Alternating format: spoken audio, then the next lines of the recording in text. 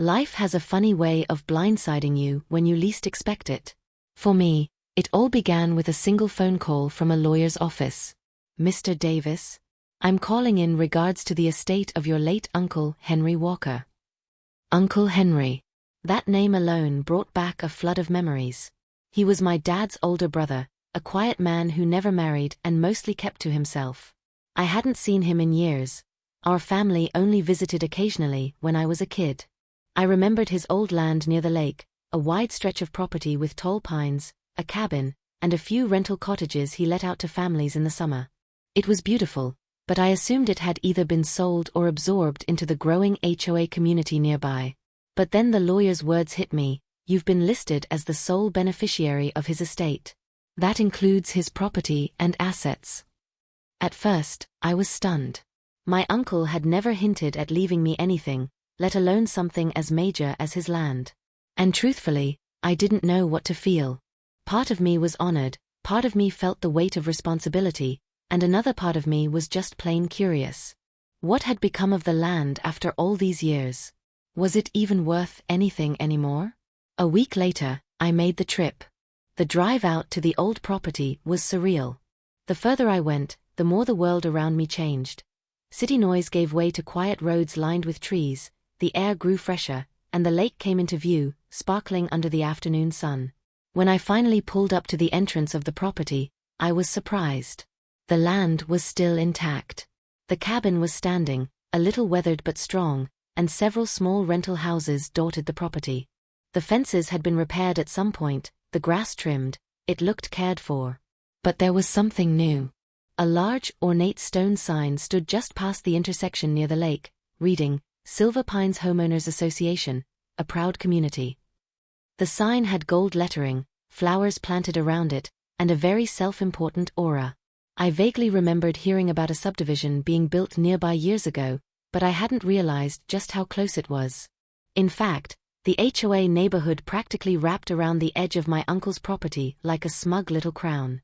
Still, I wasn't too worried. The land deed clearly marked my uncle's property lines, and the HOA sign stood firmly outside of them. My land was my land. Or so I thought. As I unloaded some things from my car, I noticed movement out of the corner of my eye. A woman, mid-50s, bleach blonde hair cut into that unmistakable Karen bob, was striding toward me. She wore oversized sunglasses, carried a clipboard, and her expression radiated disapproval before she even opened her mouth. "Excuse me," she barked, as if I were a teenager sneaking into a private pool. "Can I help you with something?" I turned, trying to be polite. "Oh, hi.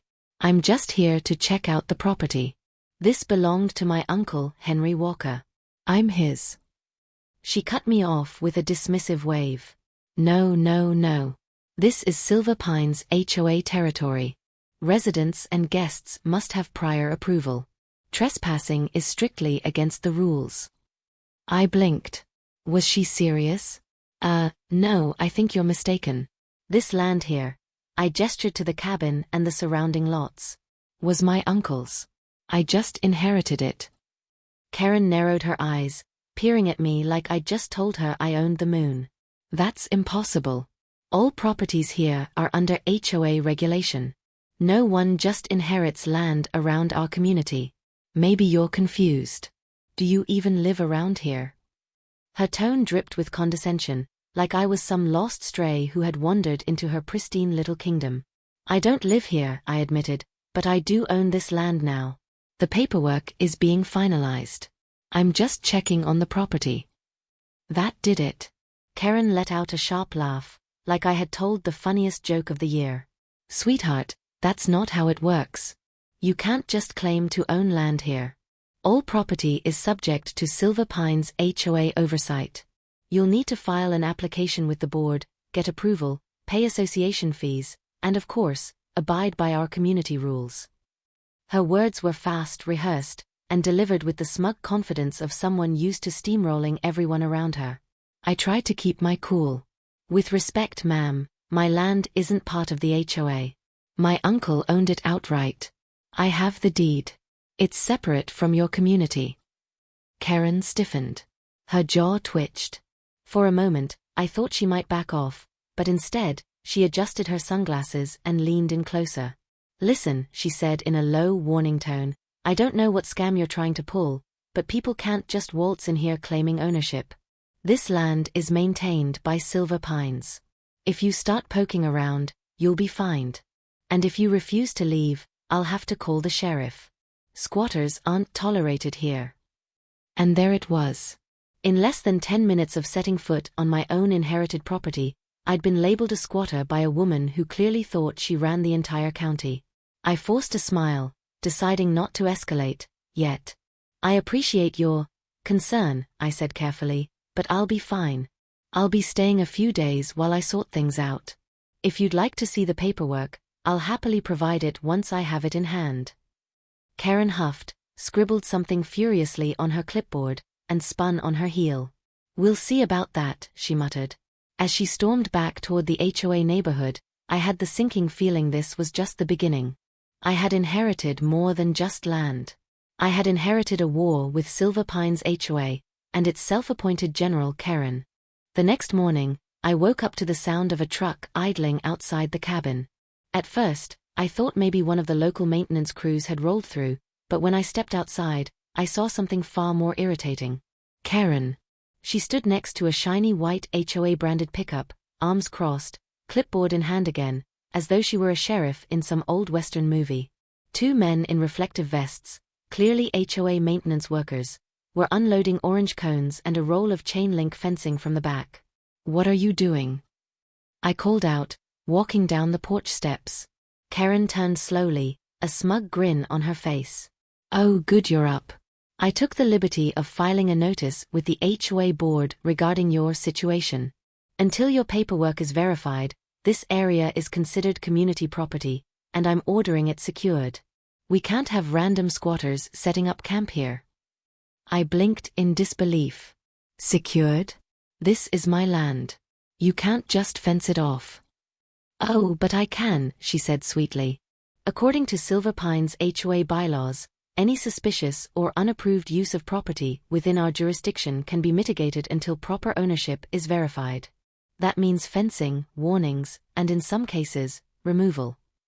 The two workers looked uneasy, clearly aware something wasn't right but unwilling to cross the clipboard queen who signed their paychecks. "Ma'am," I said firmly, "this land was never part of your HOA. My uncle owned it before Silver Pines was even built. I have the deed. You don't have jurisdiction here." Karen's grin widened like a predator closing in on its prey. "Well, until you can prove that, it's my word against yours. And around here, my word is law." That was the moment I realized exactly what I was dealing with. Karen wasn't just your run-of-the-mill busybody. She was a dictator in yoga pants, a self-appointed queen who believed the HOA was her kingdom. And worse, she had an audience. Several HOA residents had already wandered over from their pristine cul-de-sacs, sipping coffee and watching like it was Saturday morning entertainment. I could practically hear their thoughts. Who's this outsider? Why is Karen fencing him off? Did he really inherit the Walker property? Karen, of course, thrived on the attention. "Gentlemen," she barked at the workers, "put the fencing along the property line. We'll block access to the lake, the cabin, and any entrances. If he stays, he'll be in violation of trespassing laws, and I'll be forced to escalate this matter legally." My jaw tightened. This was ridiculous. I could have argued right then and there, but I knew better than to wrestle with pigs. You both get dirty, and the pig enjoys it. Instead, I pulled out my phone. "I'll tell you what, Karen," I said calmly. "Why don't we make this official? I'll call the county office right now. They can pull the deed records and verify ownership. How's that sound?" For the first time, her smug mask cracked. Just a flicker. Her lips pursed, her jaw tightened, and her sunglasses shifted slightly as if shielding her from a truth she didn't want to face. "That won't be necessary," she snapped quickly. "The HOA board will handle this internally." I raised an eyebrow. "Internally?" "Karen, this is a matter of county property records, not HOA bylaws. You don't get to rewrite legal deeds." A few of the watching neighbors exchanged glances. Some whispered. I noticed one man, maybe in his 60s, mutter something that made his wife stifle a laugh. Even in her kingdom, cracks were forming. Karen noticed it too. And she did what every tyrant does when her authority is questioned. She doubled down. "You clearly don't understand how things work around here," she hissed. "Silver Pines is an exclusive community. We have rules, and those rules will be followed. You can't just barge in, claim ownership, and expect to do whatever you like. There's a process. Applications. Fees. Approvals. Approvals." I repeated incredulously. "For my own property?" She lifted her chin. "Exactly." I almost laughed. Almost. But I held it in. Instead, I leaned forward, lowering my voice just enough to make the spectators strain to hear. "Karen, let me be clear. You have zero legal authority over this land. None. If you or your workers so much as put a fence post in the ground here, that's trespassing. And if you think I won't call the sheriff, think again.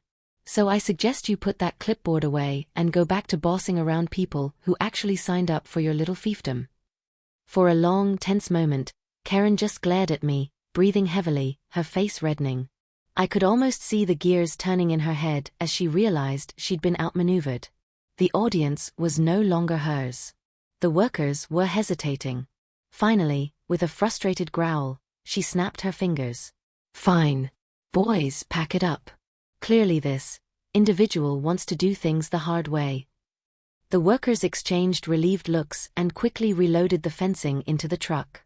Karen marched back toward the HOA sign like a retreating general, calling over her shoulder, "Enjoy your little vacation, squatter. But don't get too comfortable. You'll be hearing from us." As the truck rolled away and the spectators dispersed, I let out a long breath. It was only day 2, and I was already knee-deep in HOA drama. But the more I thought about it, the less anxious I felt. Because here's the thing Karen didn't know, what she couldn't possibly know. My uncle hadn't just left me the land. He'd also left behind the original incorporation documents for Silver Pines itself. And those documents contained a clause so powerful, so game-changing, that Karen's little empire was about to crumble.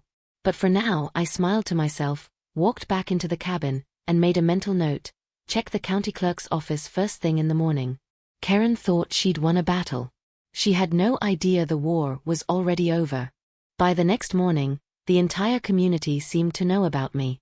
When I went into town to grab coffee and copies of the property paperwork from the county clerk's office, people glanced at me, whispered, and gave me the kind of looks usually reserved for out-of-town strangers. It was obvious that Karen had wasted no time spinning her side of the story. The good news? The clerk handed me exactly what I needed. Not only the deed to my uncle's land, but also a copy of the original incorporation documents for Silver Pines HOA. And right there, in black and white, was the golden ticket. The HOA's jurisdiction had been strictly limited to properties purchased after a certain year. My uncle's land was explicitly exempt, permanently. Karen had no claim. None. What she didn't know yet was the second surprise waiting in those papers. When my uncle subdivided his property years ago, he retained ownership of several cabins, including one that had since been leased to Karen herself. Which meant that, on paper, I wasn't just the owner of my uncle's cabin. I was Karen's landlord. I couldn't have scripted it better if I tried. That evening, I got a knock at the cabin door. It wasn't just Karen this time. She'd brought backup. 4 HOA board members stood behind her, all with the same stiff posture, like they were auditioning for Neighborhood Watch, the musical. Karen, of course, was front and center, her sunglasses perched on her head like a crown. "Mr. Walker, was it?" she said smugly. "We're here on behalf of Silver Pines Homeowners Association to address your unauthorized occupation of this land." "Unauthorized," I repeated flatly. "That's an interesting word choice." She didn't flinch. "Yes. You see, this area has been part of our community for nearly 2 decades. We've maintained it, protected it, and enforced rules to keep it safe. You have no right to simply show up and disrupt our way of life." The other board members nodded solemnly, like choir members backing up their soloist. I gestured to the porch chairs. "Why don't you all have a seat? I think it's time we cleared a few things up." Karen smirked, clearly thinking she was about to educate me. But as the board settled, I walked inside and returned with a neat folder of documents. I laid them carefully on the table between us. "Here's the deed," I said calmly, sliding the first page forward. "Filed under my uncle's name, now transferred to me. The land has never been part of Silver Pines HOA. That was confirmed by the county clerk just this morning." Karen's smirk wavered. I didn't stop. "And here," I added, tapping the second set of papers, "are the incorporation documents for your HOA. Section 3, Subclause B, jurisdiction shall extend only to properties purchased subsequent to the establishment of Silver Pines and voluntarily incorporated into the association. My uncle's land predates that, which means your HOA has absolutely zero legal standing here." The board members leaned in, eyes scanning the text. I could see the doubt spreading across their faces. Karen, however, wasn't ready to fold. This is ridiculous," she sputtered. "These documents are outdated. They can't possibly still apply." "Oh, but they do," I said smoothly. "And in fact, there's something else you might want to pay attention to." I pulled out the final document and slid it forward. The lease agreements for the cabins on my land, including the one currently occupied by Karen Peterson. Her face drained of color. One of the board members coughed awkwardly. Another muttered, "Wait, what?" I leaned back in my chair, enjoying the moment. "So let me make this very simple. Not only do I own this land free and clear, outside of your HOA's reach, but as of this morning, I am now officially recognized as the landlord of Mrs. Peterson here." The silence was thick enough to cut with a knife. Karen's mouth opened and closed like a fish gasping on a dock. Her sunglasses slid down the bridge of her nose. Her fingers tightened around her clipboard until the plastic creaked. You can't be serious," she whispered. "Oh, I'm very serious," I replied. "Which means if anyone here is unauthorized to be on this land, it's you, Karen."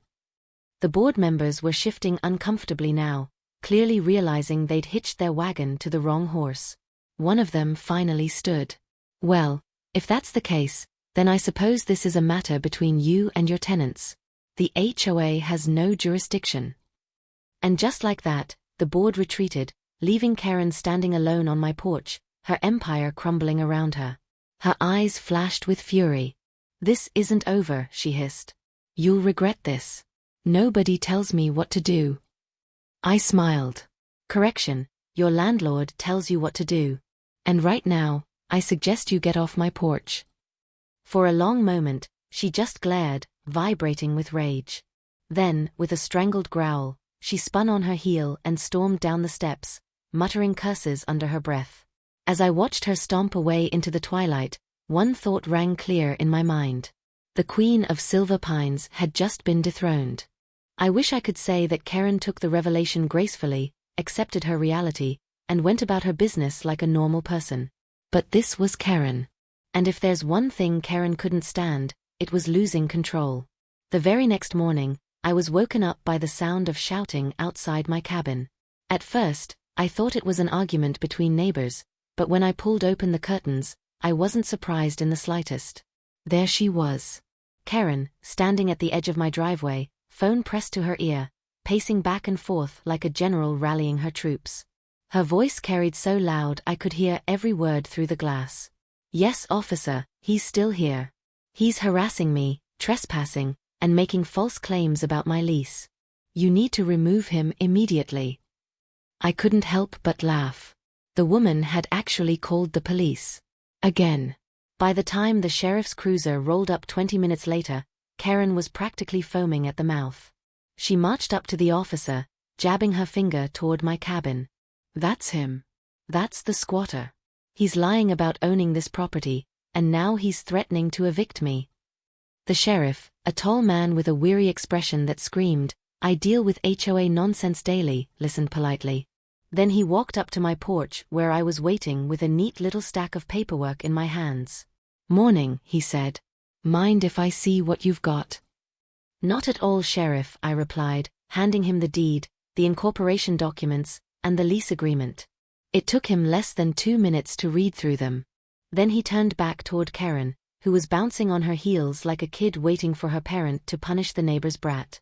"Ma'am," the sheriff said evenly, "this gentleman isn't trespassing. He owns the land outright. And according to this lease, you're his tenant." The silence that followed was pure, unfiltered comedy gold. Karen's mouth fell open. Her arms flailed as she tried to form words, but nothing coherent came out. Finally, she screeched, "That's impossible. He forged those papers. They're fake. They have to be." The sheriff shook his head. "County clerk's office doesn't issue fake documents, ma'am. Unless you'd like to accuse the courthouse of fraud, I suggest you calm down." Karen's face turned the color of a ripe tomato. But, he can't be my landlord. I refuse." The sheriff sighed, clearly at the end of his patience. "That's not how leases work, ma'am. You don't get to refuse. You signed this agreement with the previous owner, and it's legally binding. This man now owns the property, which makes him your landlord. If you don't like it, you're free to move." Her scream could have cracked glass. "Move? Move?" Karen shouted. "I've lived here for 15 years. I run this community. Everyone respects me.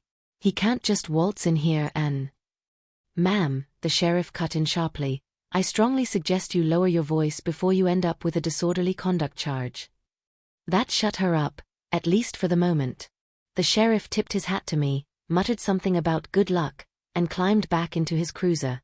As he drove away, Karen was left standing in my driveway, fists clenched, chest heaving, eyes locked on me like a hawk circling prey. "This isn't over," she snarled. "Oh, I think it is," I said, smiling. "In fact, it's just beginning. Rent's due next week, Karen. Don't be late." Her scream followed her all the way down the road. Over the next few weeks, Karen's humiliation became the talk of Silver Pines. The queen bee had been dethroned, and everyone knew it. Neighbors who once cowered under her iron fist started laughing behind her back. Board meetings suddenly grew quieter without her constant grandstanding. And the best part? Karen couldn't look me in the eye without turning red. I didn't abuse the situation. I didn't raise her rent, didn't harass her, didn't flaunt my authority. I simply let her stew in the reality that the man she had tried to run off his own land was now the one signing her lease checks. Her power evaporated overnight. Without her self-manufactured authority, she was just another tenant. One evening, a neighbor stopped by my cabin with a six-pack of beer and a grin on his face. "You have no idea how long we've been waiting for someone to put her in her place," he said. "She's been terrorizing this neighborhood for years. You've done us all a favor." I chuckled. Guess I was just in the right place at the right time. Or maybe it was karma. Because in the end, Karen had no one to blame but herself. Her arrogance, her entitlement, her obsession with control, it had all backfired spectacularly. She'd gone from self-proclaimed HOA royalty to the butt of every joke in Silver Pines. And me? I finally had the peace and freedom my uncle must have wanted for this land when he left it to me. Every time I sat on the porch, watching the sunset over the lake, I couldn't help but smile at the thought. The HOA queen had lost her crown and discovered she now had a landlord.